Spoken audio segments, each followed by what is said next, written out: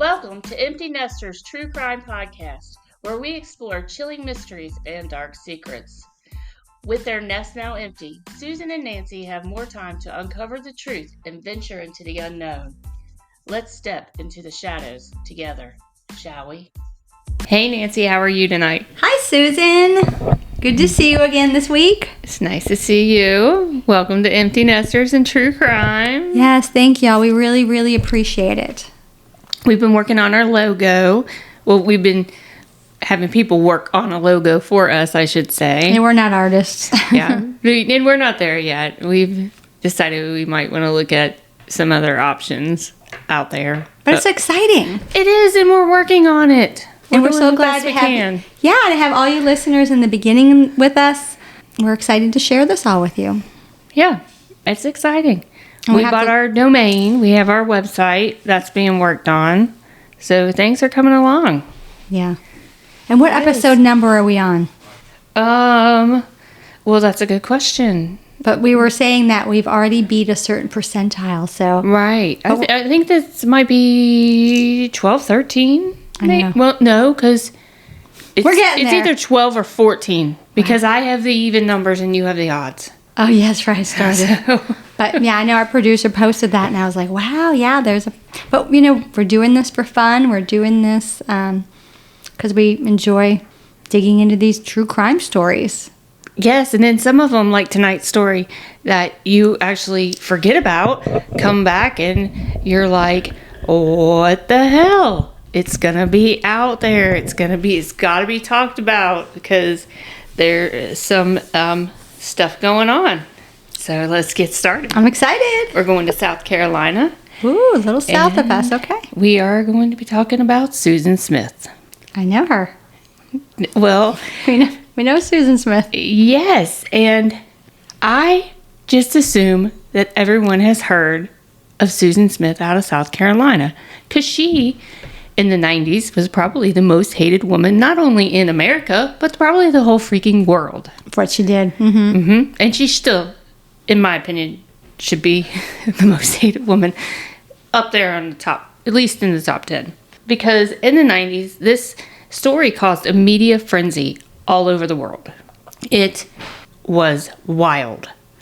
I remember watching on the TV when it first happened, and it was just like, and then it just turned into a shit show.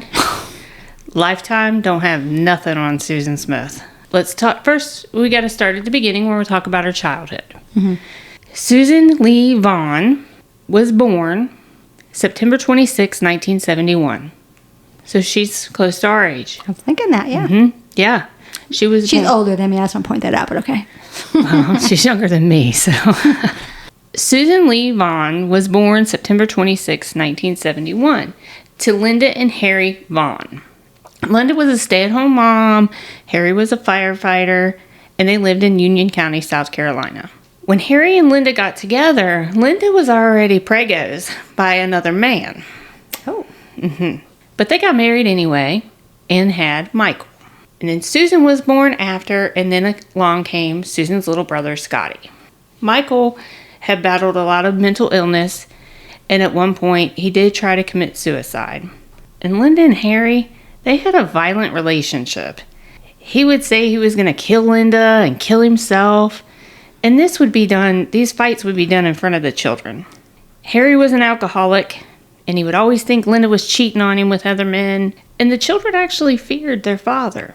And people would say that Susan was sad, not a very happy child. She would live like in this fantasy dream world, but she was close to her father. So even though, that's her father, even though he had his issues, she still loved and cared for him deeply. When Susan was 6 years old, her parents divorced. 5 weeks after the divorce, Harry shoots himself and dies by suicide. Susan is just depressed. But damn, Linda's over it. Linda's done. So she meets a fella named Bev Russell, where Harry didn't have much, like financially, couldn't provide a lot for Linda. Bev was different. Bev could provide. Bev had some money. So just weeks after the divorce, Linda marries Bev. He owns an appliance store. He's in the South Carolina State Republican Commission, a Christian correlation, and he had children from a previous marriage. So Susan and her siblings and Linda all move to a bigger, better house in a better neighborhood, better part of town. But Susan has a bit of a strange relationship with her stepfather, Bev.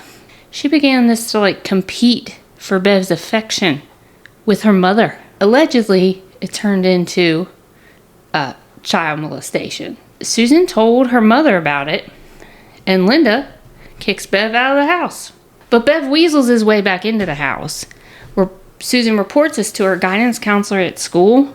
No charges are ever brought against Bev. Bev is like nothing can touch Bev. It's that about Bev. He gets away with it. Susan, she's growing up and she's in high school and she's active in clubs. She does stuff with Special Olympics. She's a candy striper. She gets a job at Winn-Dixie. Now, if you're in the South, you know what is a Winn-Dixie. It's a grocery store. And I've only been to one ever. When we first moved here, there was, we flew in and there was one in the town we were in. But since then, I've never seen another because it closed. But I don't know if there's none open around us. But are they still out there? I don't know. I think they are. I think there are some, but I think they're more south of us. Do you know, in our town, where we live, there's that grocery store, Carly C's? Mm-hmm. That used to be a Winn-Dixie. Oh, that's crazy. Yeah, okay. That was a Winn-Dixie when I first moved here. Yes. So, yes. I've been in the Winn-Dixie a few times. That's funny. No, I did not know that was a Winn-Dixie. I should have, because, I know my grocery stores, but... Well, it was before your time here. Okay. Did you ever have a Piggly Wiggly here?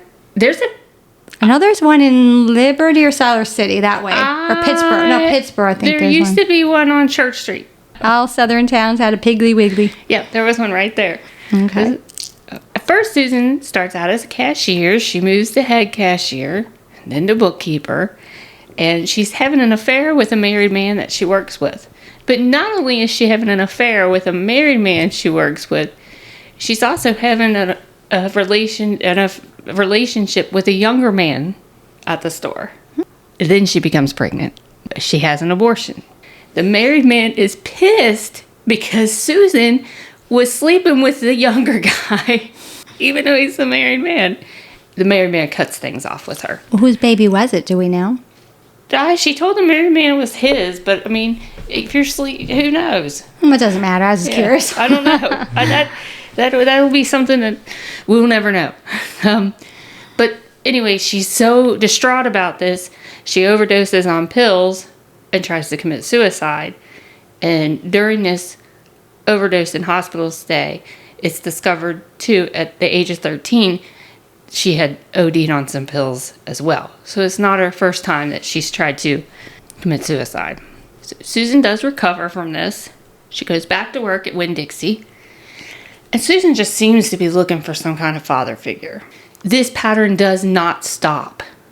This pattern does not stop even today.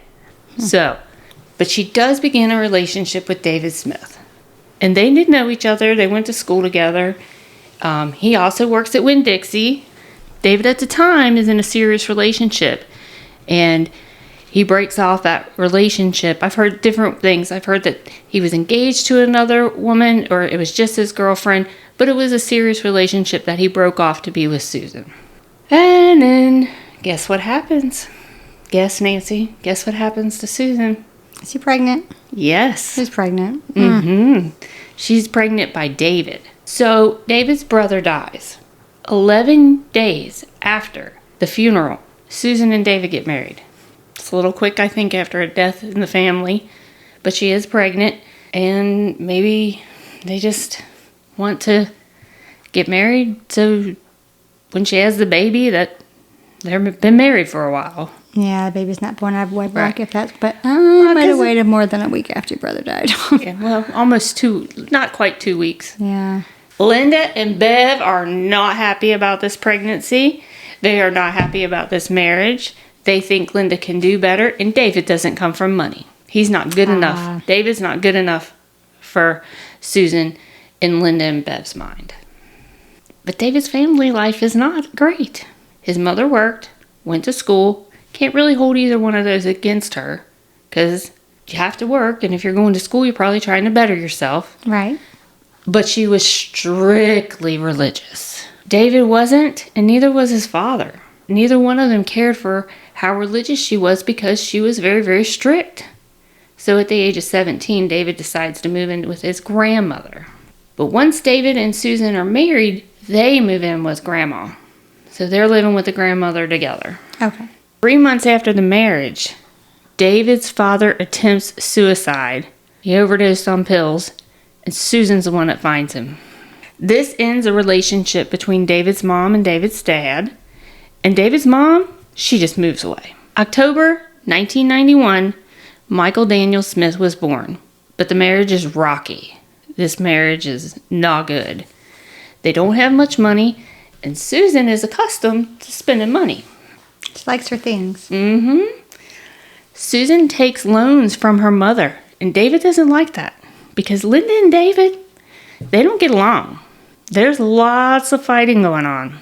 And then David becomes Susan's boss at the Winn-Dixie, which even adds more stress. Then they start to cheat on each other with other people, continue to break up, get back together, break up, get back together. Well, in 1992, Susan finds out what, Nancy? Oh, gosh, she's pregnant again. Yes! So David and Susan get back together because they're going to do it for these kids. Linda, that's Susan's mother. David don't like her. Gives him a down payment to buy a home.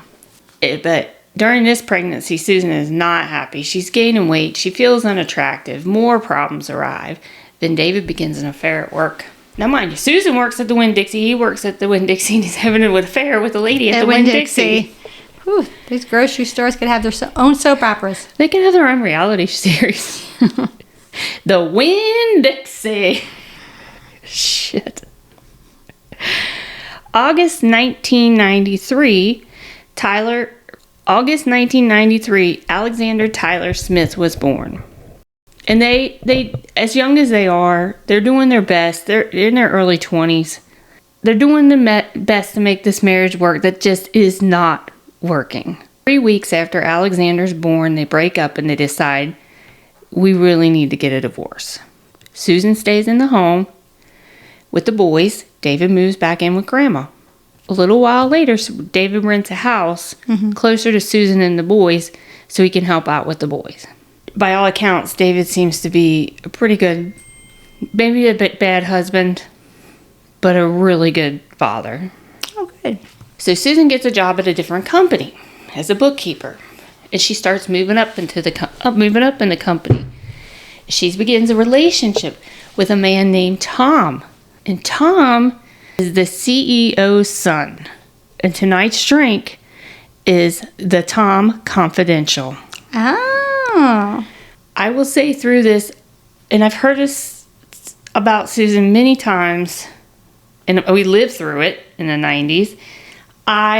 When I really started diving into this and researching, I really realized Tom was not, I always had in my mind that this guy that she didn't want, like when we get into it, that he might have been part of the problem. He's not the problem. She's the problem. And I'm really concerned for his safety at times. Yeah. So I worry more about Tom than I probably should. But Susan begins a relationship with Tom. Good looking, rich, popular, people like him. But this relationship has a much deeper meaning to Susan than it does Tom. Tom's only 27 years old. He's not ready to settle down. And she got a lot of kids. She got 2 kids, yeah. So Tom decides, and he probably has his feelers knowing that she's in it a lot more deeper than he is. And Tom decides to end things with Susan. But that isn't easy when you're dealing with Susan. So he writes her a letter, mails her a letter, explains they can be friends, but they would no longer be having an intimate relationship. She has way too many issues. She's caught kissing a man at work. He caught her kissing the man at work. Tom did. And he doesn't want to be a father figure. He just doesn't want that responsibility. He's 27. So this is his out. Right. This is but it he's out. being honest with her. And one podcast I listened to, they read snippets of a letter. The letter's very well written. It's very eloquent. It was to the point, but it was kind. It wasn't like, I hate kids. I don't ever want to be a father. It wasn't like that. This just wasn't for him. So at 27, this wasn't for him. This devastates Susan as she begins to skip work and start drinking more alcohol, because that's gonna solve things, Susan. Then we come to October 25th, 1994. Susan takes the boys to daycare and goes to work. Then she goes to lunch with work friends, and even Tom's at lunch. So she meets with Tom after lunch to talk, and they have a meeting. Because he will speak, she wants to have a conversation. He's going to have a conversation with her, but it doesn't go well because he makes it very clear to her that this relationship is over. At 8 p.m., Susan puts her 2 young sons in their car seats and they go for a drive. At 9 p.m., a woman who lived close to John D. Long Lake heard something on her porch. When she opened the door, she found Susan sitting on her porch crying. Susan claimed that a black man took her children. She was at a red light, and he got into the car, and he eventually pushed her out of the car and drove off with the boys. He said he wouldn't hurt the boys. Police are called, and the search for the 2 missing boys begins. After they leave that woman's house, Susan goes to her mother's house with David, and she tells David, Tom might be stopping by. I just want to give him a heads up so he wouldn't get upset about it. But Tom would be coming by. Why the fuck we worried about Tom when your kids are missing? Answer me that, Nancy. Yeah, I remember her hijacking story. Yeah. I think people saw through that one pretty quickly. Well, let's continue on. Police begin their investigation, and divers go into the lake, but nothing is found. They have a sketch made of the alleged black man who's in his 40s. He's wearing a dark hat, a dark shirt, and a plaid jacket. The Adam Walsh Center begins to get involved, and Tom, he does call Susan. I mean, kids are missing, He's not the best. He's a good person. Yeah. He's just being 27. So Tom, being the gentleman, he does call Susan, but all Susan wants to talk to him about is getting back together. Jeez. He's just like, Susan, worry about your kids. But Tom never comes. And then Susan's like asking friends that are friends of Tom, like, when's Tom coming to see me? When's Tom coming to see me? Tom ain't coming, bitch. Tom already got your number. She's crazy. Yeah, I think Tom caught on to that quick. And he was just trying to be nice about it. This goes from the local news to the national news, like, really fast. Oh, it was quick. Real quick. Susan and David both go on air, pleading for their son's safe return. It's the first one. Susan does seem like the first time they go on air, she seems upset, but not in any of the others. You can go on, like, Google when she's pleading, and there are no tears. No. So did you believe her the first time? Thinking back in the 90s. Well, I think I did. I think did. in the beginning, yeah. I did. When we first heard it, I did believe it. Then it just got bizarre. So Susan and David spend 6 hours being interviewed by police. Police quickly call in the FBI for assistance. Susan and David both take polygraphs. David passes. Susan does not. She is deceptive when she's asked, do you know where your kids are? She actually ends up taking multiple polygraphs. Law enforcement knows her story does not add up. She said she went to Walmart. No one saw her at Walmart. She's not having tears. She's holding up much better than you would expect for your 2 little boys to be missing. And the stoplight that she said that this alleged black man jumped into her car, when you stop at the light, or the light doesn't change unless there's another car coming the opposite way. So if she was stopped there, someone would have had to see that interaction happen. Isn't that interesting? Yes. Susan's a little detective over there. A profile is done on a woman that would kill her child or children, and Susan fits the criteria. Law enforcement, they know if she didn't have kids, she thinks in her head Tom would be with her. Law enforcement did a fake news story that this woman that killed her kids got a really light prison sentence, and then when she got out, she married like a rich doctor because they're trying to pull her out to confess. Which I thought, that's a long shot there, law enforcement, but okay. I mean, people don't read the paper like people read the paper in the 90s. Oh, yes. It would be like we'd have to go put that on social media for somebody to see it. Today's society. And the local newspaper even ran a story that Susan's story didn't add up. She wasn't really helping do any kind of searching for her children. They concluded that in that area, if a black man was riding around with 2 white children, people are going to notice that. That's not normal. That they would notice. Yeah. Especially at that time in the 90s. Yeah, now it'd be totally different. But yeah, at that time, maybe where they're from. Right. 8 days into this press conferences were made. So we're 8 days in. They're missing for 8 days. Susan pleads with the return of her children, and America's Most Wanted did a story. On day 9, CBS, now we're 9 days in, CBS this morning asked Susan if she killed her children, and she said she did not. And David piped up and said he believed that she did not harm their children. Oh. David could not wrap his head around that she would hurt their children. Well, how could you? The mother of your children, you'd never think they would harm them. No. So Susan gets interrogated again, and the sheriff finally tells her, "We know you're lying, and you need to tell us the truth." Puts her head down and said, "My children are not all right." She claimed that she was distraught. She was having anxiety and not wanting to live. Lonely and sad. She loved someone, but he didn't love her. She was going to kill herself as well. When she killed the children, she was just going to kill herself, but she didn't want her children to be without a mother. So she would just kill all 3 of them. But then she just couldn't bring herself to kill herself. But we're going to go ahead with the killing of the children because we're so distraught. Yeah. At John D. Long Lake at a boat ramp, divers found the car in 18 feet of water. And they found Michael and Alexander floating upside down in their car seats. And one of their little hands were pressed upon the window. I remember that.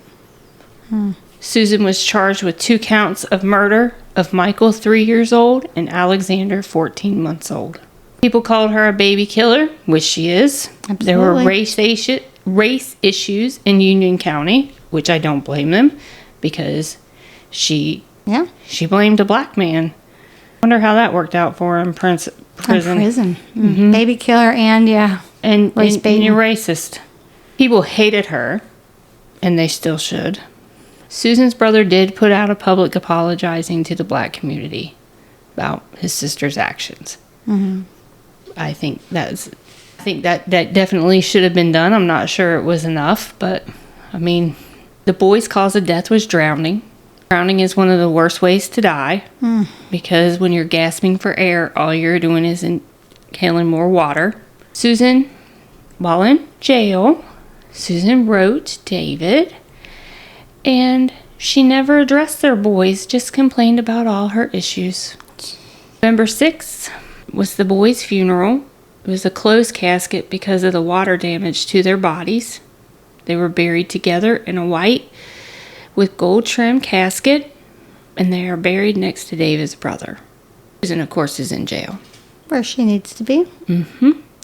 Bev and Linda have to mortgage their home to help Susan pay for these attorney fees because the prosecutor's after the death penalty. which is what she should have freaking got. Prosecutor Thomas Pope was the youngest prosecutor in the state at the time, which that's a little scary. Like, you're young. That's a big case. And yeah, it's a big one. So on November 18th, they test Susan's mental state.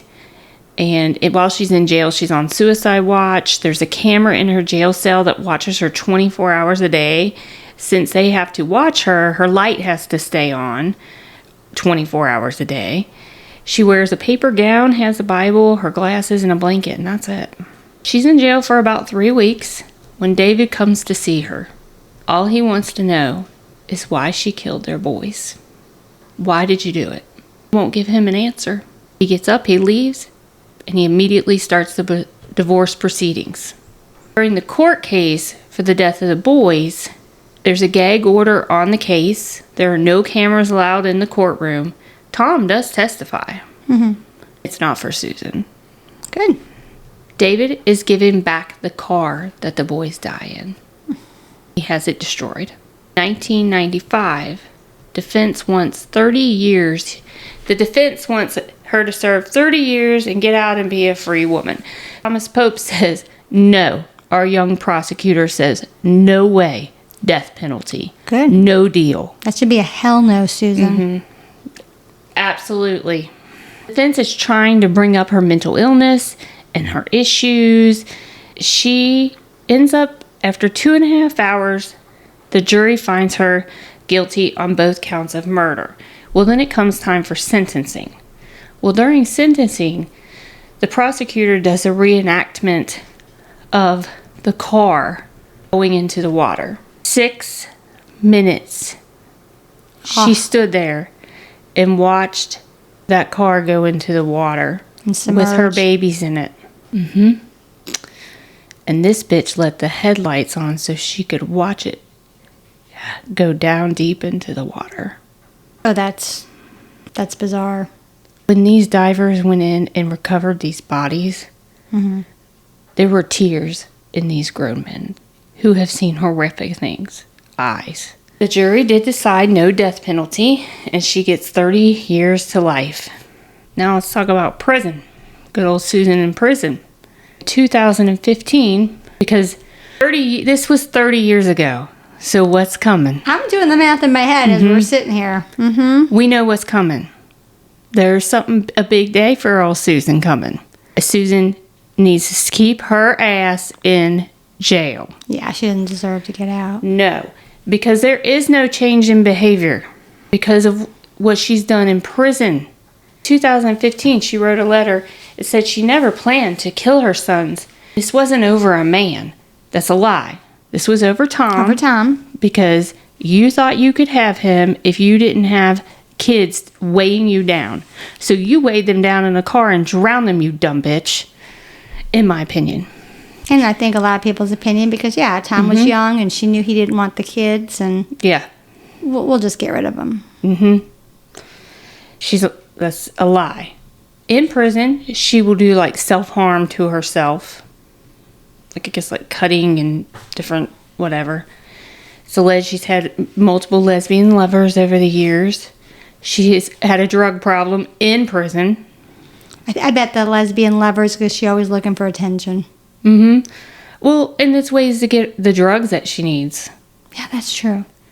So this prison guard got charged with 4 counts of sex with an inmate. It was Susan. He was a 50-year-old prison guard. And she had sex with a 50-year-old prison guard. And he got charged with 4 counts of having sex with an inmate, lost his job, and went to prison for a couple months. She got caught having sex with a prison captain. I mean, this girl's all over the place.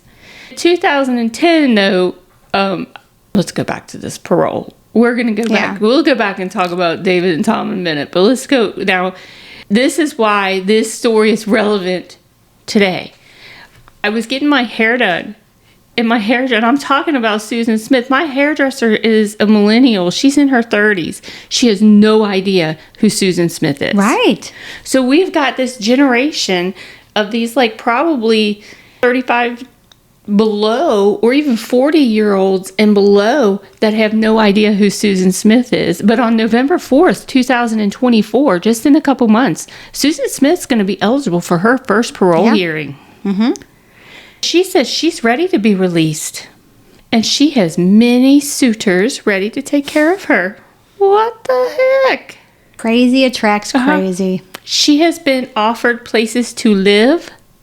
She's been offered cars, etc. In phone calls and letters and things that go back. Nothing is private in jail.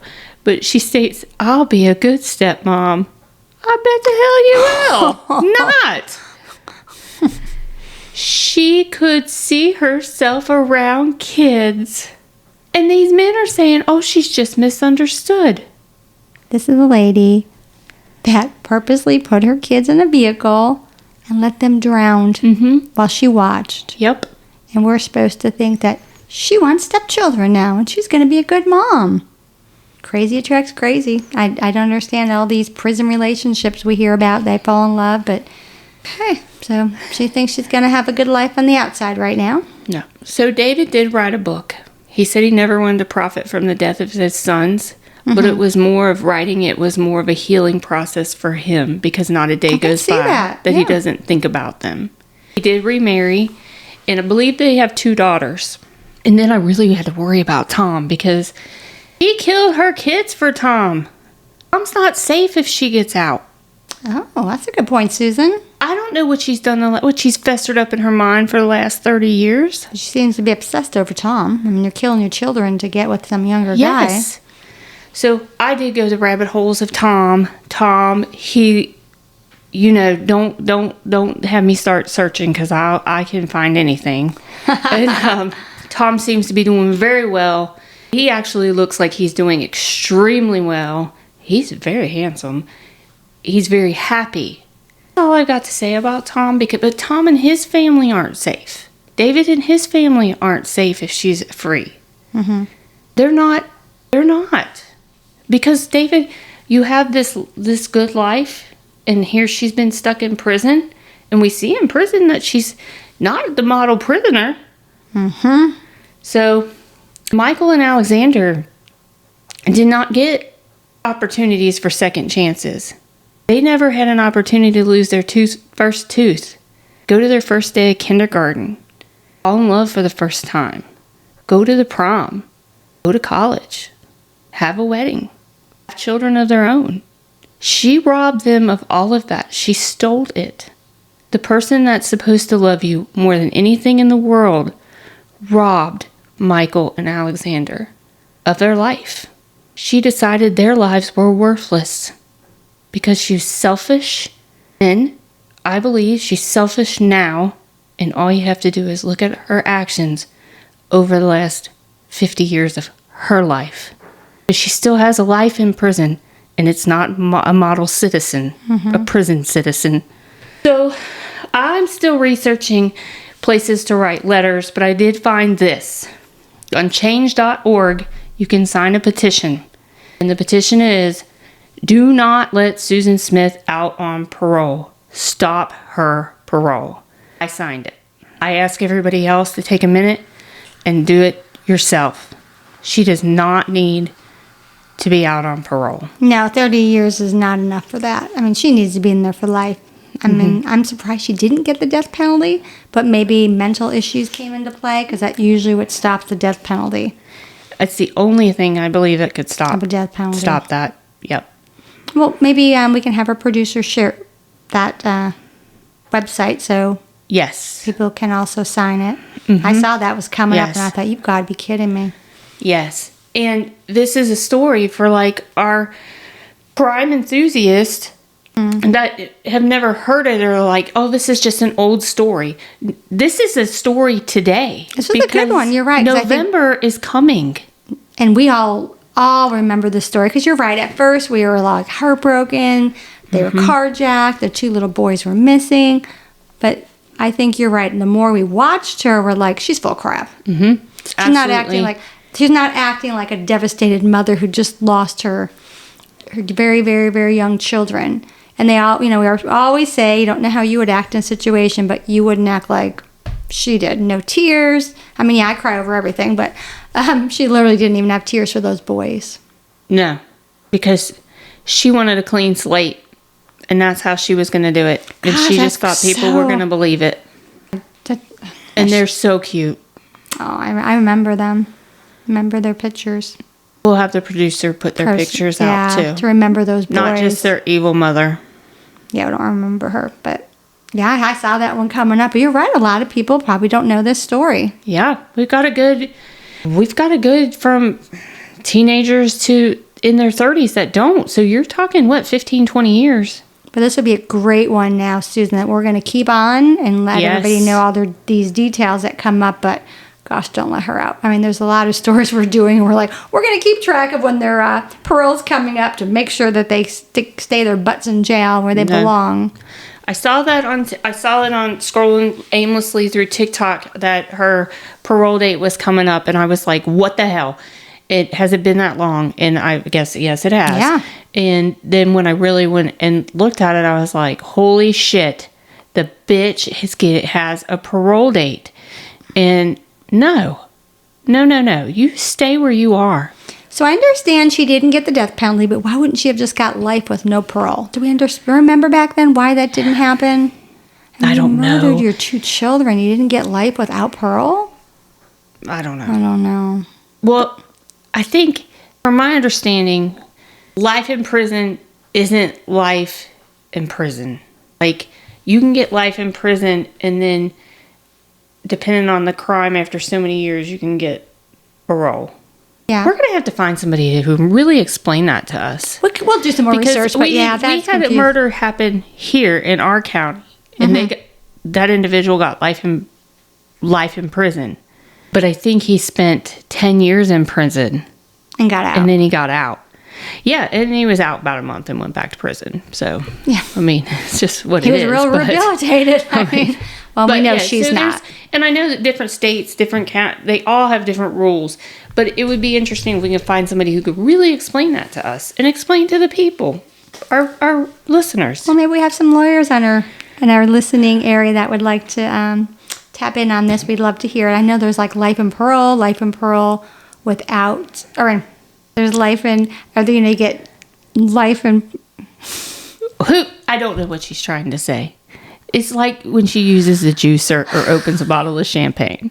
But anyway, I just had a few lawyers pop up in my head that could absolutely help us with this. Oh, so maybe we can bring them on for an updated episode. Yes, so they can just explain. We could do a midweek episode, and just so they can explain some of this jargon that we have no idea what it means. But yeah, how anyway, she can be up for. Yeah. But we are going to go off, and we're actually going to go make our drink videos for the week. Yes, and please check in and watch these. Like, subscribe, share with your friends, leave us a comment. Did you even share your drink today? Oh, I'm having the Tom Confidential. Oh, the Tom. Because I'm not drinking it right now, so I'm dying to give this one a try when we're done. Yes, because we're very worried about Tom. I think I may have lost sleep over my concern for poor Tom. Yeah. You're right. She Yeah. could go crazy on his family because he's got the life. Yeah. Does he with somebody now? Does he have a female companion or a male companion? Is he with somebody? He has yes. So, because she would want that life. Oh, we need to keep her in jail. He has a life that she would want with him. Right. That's what I'm getting nervous about. Yeah, and just because you don't want kids in your 20s don't mean you're not okay with it when you're in your 40s or 50s or whatever. These young guys, they didn't want to be tied down. Nobody wants to be tied down in their 20s. And that's okay. Nobody. I say nobody. I was. But, if you don't want to be, don't be. It's your choice. It's your life. Yeah, no. Yeah, he was young at the time, yeah. You can't dictate other people's lives and just because you want it, that they should want it. Like that. So, and with that note, we'll see you next week. Thank y'all. All right, bye. Thanks for joining us on Empty Nesters True Crime Podcast, where we've delved into chilling mysteries and dark secrets. With their nest now empty, Susan and Nancy will keep uncovering the truth and venturing into the unknown. Until next time, stay safe and step into the shadows with us again.